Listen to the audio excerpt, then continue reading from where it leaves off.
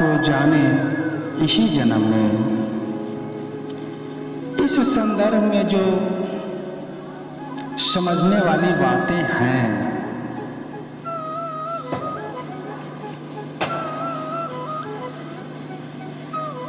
कि यह जो जीवन मिला है,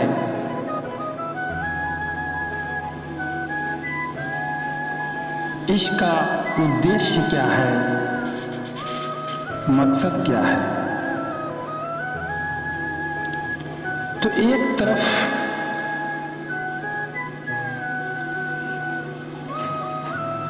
जो इस जीवन में हम दूसरों से सहायता प्राप्त करते हैं,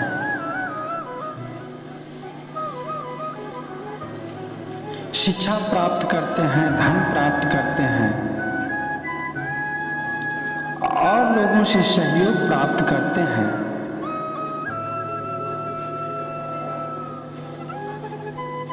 हमारा जीवन कृतार्थ हो जाता है और उस सहयोगी व्यक्ति के लिए हम भी बहुत कुछ करने का मन में ठान लेते हैं और उसका भी सहयोग करते हैं, आभार व्यक्त करते हैं।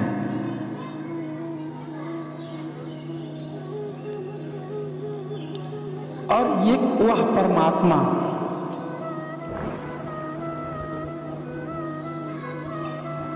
जिसने इस जीवन को समझने का,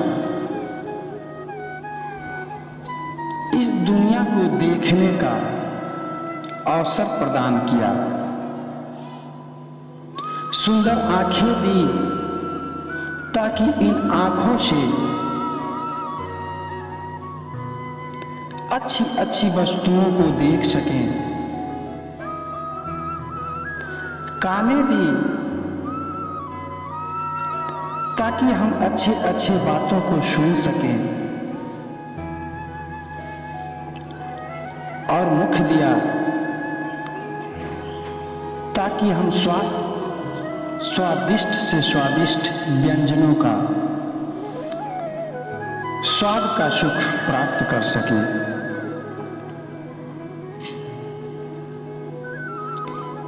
इतनी बड़ी धरती जिस पर कि हम सारे सुखों का अनुभव प्राप्त करते हैं, सुंदर सुंदर फूलों को देखते हैं, मीठे मीठे फलों को चखते हैं,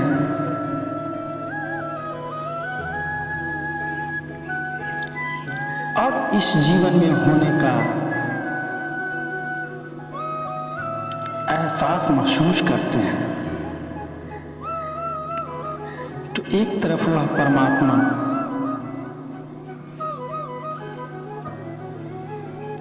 जिसने सिर्फ हमारे लिए, मनुष्यों के लिए, जीवों के लिए इतने अच्छे अच्छे चीजों का निर्माण किया, अब उसका उपभोग करने के लिए अवसर प्रदान किया। क्या उस परमात्मा के लिए हमारा कोई दायित्व है या नहीं, इन बातों को समझना जरूरी है। तो बंधुओं, परमात्मा का जो दया हम जीवों के ऊपर हुआ है, इसे हम एक जन्म में क्या, कई जन्मों में भी अदा नहीं कर सकते।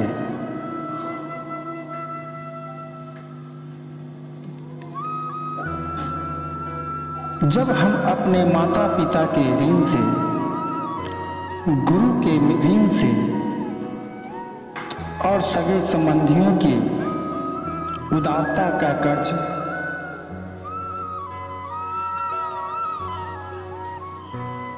नहीं चुका सकते, तो वह परमेश्वर जिसने हम जीवों पर इतनी बड़ी दया की है, उसका ऋण कैसे चुका पाएंगे। यह समझने वाली बात है। तो मेरा कहने का मतलब है कि देश के दार्शनिकों ने, संत महात्माओं ने कहा है,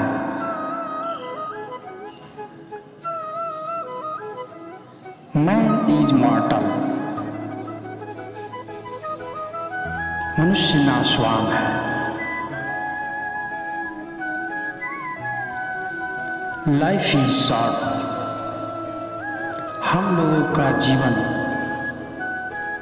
अल्प है। तो यह जो मानव शरीर में होने का जो सौभाग्य प्राप्त हुआ है, उसके पीछे कई जन्मों का तपस्या है, चाहत है।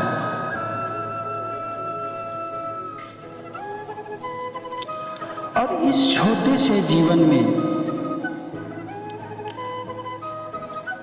जो कि किसी भी कार्य को करने के लिए बहुत छोटा है, पूर्णता को प्राप्त करने के लिए बहुत छोटा जीवन है, और इस छोटे जीवन में भी अज्ञानता के कारण, लोभ के कारण, अहंकार के कारण, निज स्वार्थ के कारण अपने मकसद से भटक गया है इंसान। तो हम जीवों के लिए इस जीवन में जो बातें हैं, जो करनी है, वह है ईश्वर का भक्ति, परमपिता परमेश्वर का आभार। तो अपने इस जीवन में हमने जितने लोगों का सहयोग प्राप्त किया है, उनकी एहसानों के बदले उनका आभार व्यक्त करते हुए, अपने धर्म का निर्वहन करते हुए, अपने कर्तव्यों का पालन करते हुए, ईश्वर का नाम लेना, उनका स्मरण करना, उनके लिए व्याकुल होना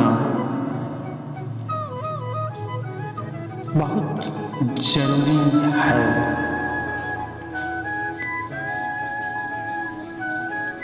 मनुष्य अपने जीवन में हर तरह का कार्य करता है।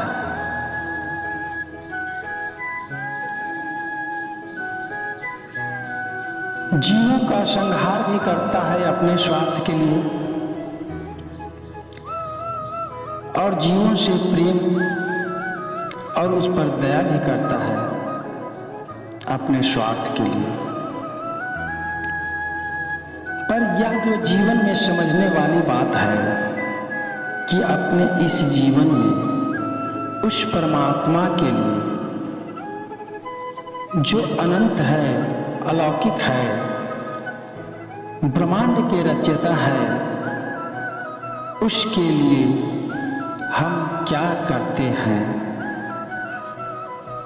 वेदों में ईश्वर को साकार मानते हुए बहुत सारे मंत्रों का उच्चारण किया गया है। बंधुओं, वैदिक कालीन एक युग था, और आज जिस समय में हम लोग रह रहे हैं, यह भी एक युग है। हर युग की अपनी अपनी भाषाएं होती है, और समय के साथ साथ परिवर्तन होता रहता है। तो आज के समय में हम जिन भाषाओं का उपयोग करते हैं,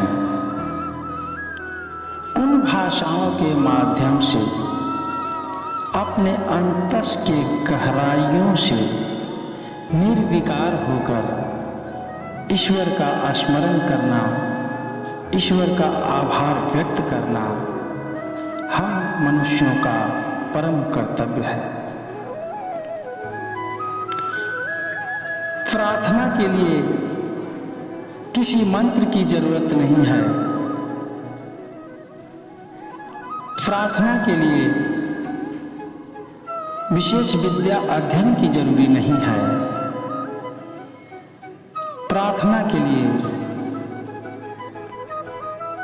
जरूरी है तो वह है एक मासूम बच्चा वाला हृदय। एक मासूम बच्चा वाला हृदय जिसने इस दुनिया को अच्छे तरीके से देखा नहीं है, कुछ जाना नहीं है, कुछ समझा नहीं है, उस अबोध बालक की तरह ईश्वर को याद करना, उनसे प्रार्थना करना, उनके चरणों में नतमस्तक होकर उनसे गिड़गिड़ाना, अपनी बातों को कहना,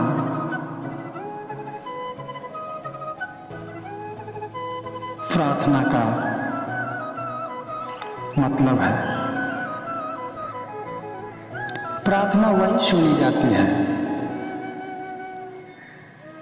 जो दूसरे को हित में होता है।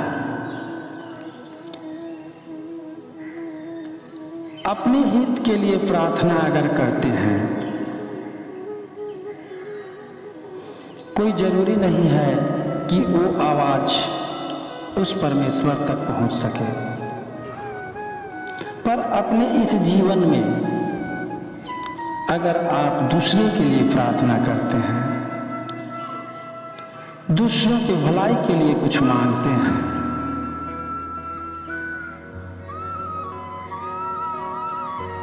तो वह प्रार्थना परमेश्वर जरूर सुनता है।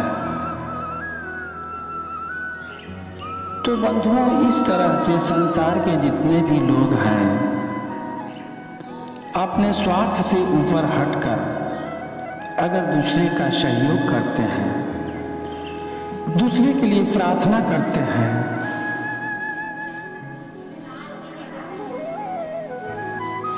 तो दूसरों का कल्याण होता है और उसी कल्याण से मनुष्य का स्वयं का कल्याण होता है, उसके कष्टों का निराकरण होता है। तो समझने वाली बात यही है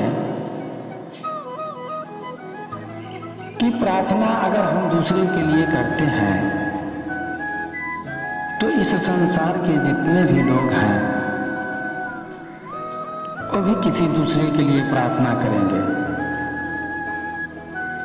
तो इस तरह से मनुष्य को बिना मांगे ही, बिना कहे ही